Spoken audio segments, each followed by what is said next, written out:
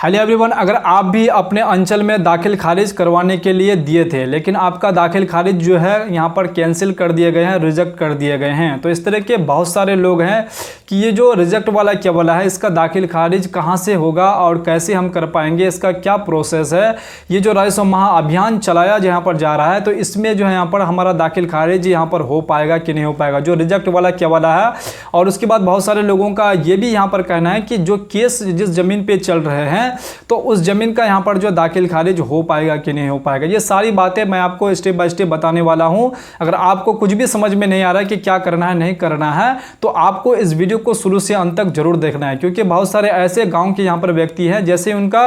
केवला यहाँ पर रिजेक्ट कर दिए जाते हैं, तो उनसे भारी पैसा यहाँ पर मांगे जाते हैं कि आपका केवला यहाँ पर रिजेक्ट कर दिए गए हैं अंचल से, अब यहाँ से आपका यहाँ पर दाखिल खारिज नहीं होने वाले हैं, आपको पैसे यहाँ पर ज़्यादा देना पड़ेगा तभी आपका दाखिल खारिज का काम को किए जाएंगे। तो मैं आपको इस वीडियो में बताने वाला हूं बिल्कुल स्टेप बाय स्टेप, बिल्कुल आपको आसान भाषा में आपको करना क्या है। अगर आपका भी यहां पर रिजेक्ट वाला क्या वाला है, हो सकता है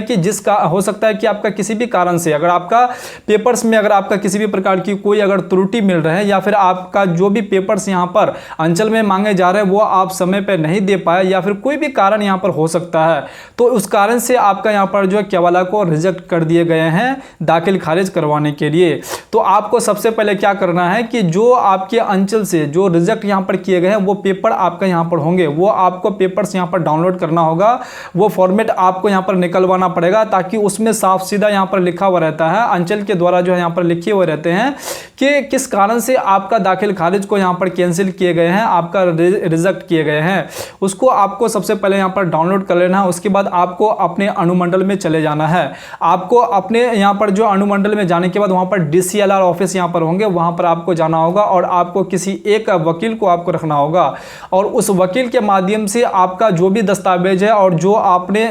जो दाखिल खारिज के लिए दिए थे और जिस कारण से आपका यहां पर रिजेक्ट किए गए हैं, वो पेपर आपको लगा करके, आपको आवेदन लगा करके जो आप यहां पर वकील हायर करेंगे उनके द्वारा आप वही वकील आपको यहां पर जो है क्या करेंगे, आपका बात को यहां पर रखेंगे कि इस कारण से इसका दाखिल खारिज को रिजेक्ट किए गए हैं, और वहां पर DCLR ऑफिस में आपका अच्छी तरीके से पेपर को चेक किए जाएंगे। जैसे ही आपका यहां पर वेरीफाई वहां से पेपर्स हो जाते हैं, तो उसके बाद आपका पेपर को अंचल में भेजे जाते हैं। आपका जो भी अंचल है जहां पर आपने पहले अप्लाई किए थे वहीं से आपका रिजेक्ट हुए थे, तो वहां क्या होगा, पहले आपको DCLR जाना पड़ेगा और वहां से आपको यहां पर सबसे पहले परमिशन यहां पर लेने पड़ेंगे, वहां से आपको सबसे पहले जो अप्रूवल लेना पड़ेगा। जैसे ही वहां पर आपका पेपर्स वेरीफाई हो जाते हैं, होने के बाद वो पेपर्स आपका यहां पर अंचल में भेजे जाएंगे। उसके बाद अंचल में भेजने के बाद वो फिर चेक करेंगे। जैसे ही आपका यहां पर जो चेक हो जाते हैं, उसके बाद आपका जो दाखिल खारिज का प्रक्रिया को आगे बढ़ा दिया जाएंगे और आपके नाम से जमाबंदी कायम कर दिए जाएंगे। तो बहुत सारे लोग जो इसको लेकर के परेशान होते हैं, क्योंकि हमसे जो है बहुत सारे पैसे मांगते हैं कि आपको इतना पैसा देना पड़ेगा तभी आपका यहां पर जो दाखिल खारिज का काम यहां पर हो पाएगा। तो आपको जो है बेझिझक यहां पर करना क्या है, अगर आपका भी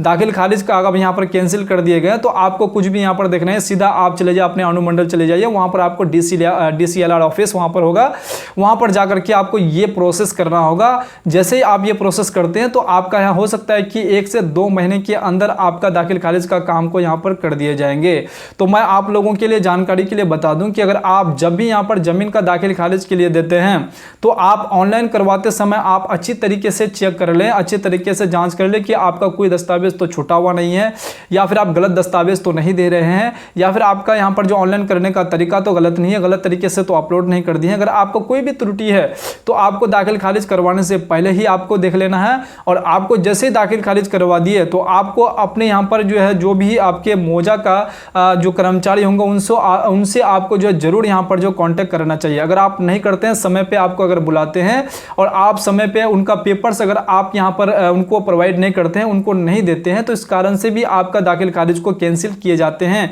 क्योंकि आप समय पे जो दस्तावेज वो मांगे जाते हैं आपसे और आप समय पे उनको नहीं देते हैं, जिस डेट को यहाँ पर मांगते हैं उस डेट पे आप नहीं देते हैं, तो हो सकता है कि आपका दाखिल खारिज को वो इसलिए कैंसिल भी कर देते हैं। तो आपको ऐसा काम बिल्कुल नहीं करना है। आप जब भी आपको यहाँ पर जैसे ही आप अपने जमीन का दाखिल खारिज के लिए अप्लाई करते हैं, तो आपको बिल्कुल अपडेट रहना है कि कभी भी आपको कर्मचारी अगर बुलाए या फिर आपको नहीं बुलाते हैं, तो आपको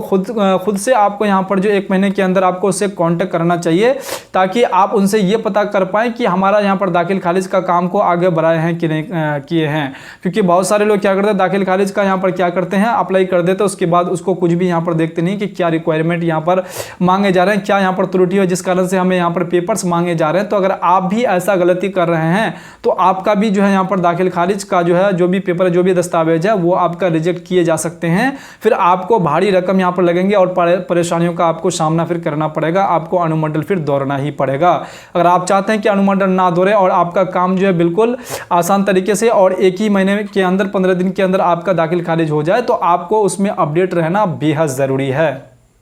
उसके बाद बहुत सारे लोग ये भी सोच रहे हैं कि बिहार में जो ये राजस्व महाअभियान चलाया जा रहा था तो इसमें हम अपने ज़मीन का दाखिल खारिज जो है यहाँ पर जो रिजेक्ट वाला क्या वाला है उसका दाखिल खारिज करा पाएंगे कि नहीं करा पाएंगे। देखिए इसका जो है लास्ट डेट आपका 20 तारीख को था और ये आपका डेट ख़त्म भी हो चुका है। और कुछ दिन के लिए यहाँ पर जो व्यक्ति यहाँ पर अपने ज़मीन से जुड़ी जो भी त्रुटियाँ सुधार करने के लिए यहाँ पर जो फॉर्म भर कर के अभी रखे हुए हैं और वो जमा किसी कारणवश नहीं करा पाए हैं तो उन लोगों के लिए जो है एक फिर डेट दिए जाएंगे। इस डेट में इस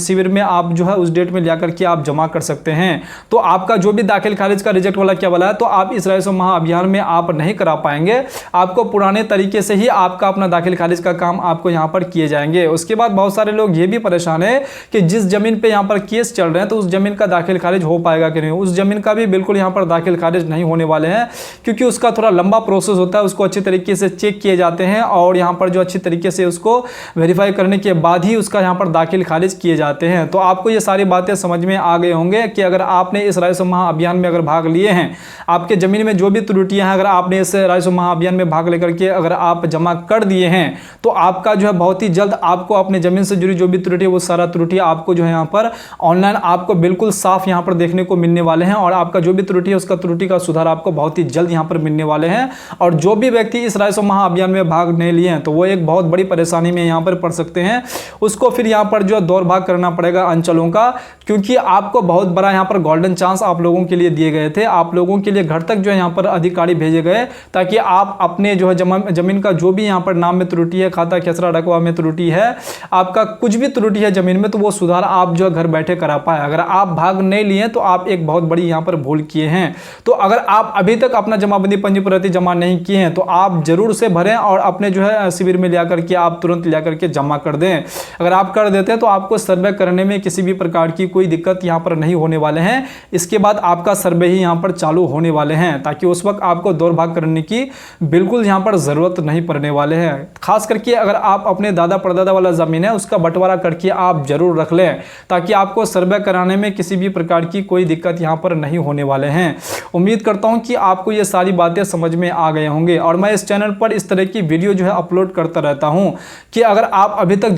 जमीन से रिलेटेड जो भी यहाँ पर त्रुटि है, जमीन से रिलेटेड जो भी आपको यहाँ पर जो है त्रुटि नज़र आ रहे हैं और ज़मीन से रिलेटेड जो भी आपको यहाँ पर जानकारी अगर प्राप्त नहीं हो पा रही है तो आप इस चैनल को सब्सक्राइब करके जरूर रखें। मैं इस चैनल पर जो है बिल्कुल बेसिक से आपको बताता रहता हूँ कि अगर आप ज़मीन खरीदते हैं या फिर आप ज़मीन यहाँ पर बेचते हैं या फिर आप ज़मीन का दाखिल खारिज करवाते हैं, ज़मीन में कोई त्रुटि अगर हो जाते हैं, ज़मीन से रिलेटेड जो भी यहाँ पर जो आपका इन्फॉर्मेशन होता है सारी इन्फॉर्मेशन इस चैनल पर मैं अपलोड करता रहता हूँ। उम्मीद करता हूँ कि आपको ये सारी बातें समझ में आ गए होंगे। फिर भी अगर आप अभी तक चैनल को सब्सक्राइब नहीं किए हैं तो चैनल को अभी सब्सक्राइब कर लीजिए और साथ में बेल आइकन को भी जरूर प्रेस कर दीजिए। तो चलिए फिर से मिलते हैं इसी प्रकार से दूसरे वीडियो में दूसरे कंटेंट के साथ। तब तक के लिए आप अपना ख्याल रखिएगा। वीडियो देखने के लिए आपका बहुत बहुत धन्यवाद।